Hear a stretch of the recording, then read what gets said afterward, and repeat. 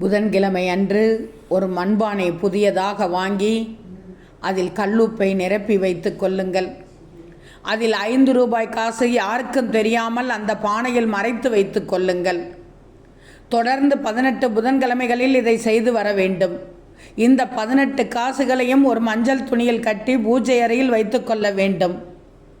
பிறகு நீங்கள் உங்கள் குலதெய்வ கோயிலுக்கு செல்லும்போது இந்த காசுகளை அந்த உண்டியலில் போட்டு விடுங்கள். இதை தொடர்ந்து செய்து வர வேண்டும். இதை தொடர்ந்து நீங்கள் செய்து வந்தால் உங்கள் வீட்டில் உள்ள கடன் பிரச்சனை அத்தனையும் தீர்ந்துவிடும். செல்வம் குவிந்துவிடும். கல்லுப்பில் இதை மறைத்து வைத்தாலே போதும், கோடி கடனும் தீர்ந்துவிடும். கண்டிப்பாக இதை புதன்கிழமைகள் மட்டும்தான் செய்ய வேண்டும், வேறு கிழமைகளில் செய்யக்கூடாது.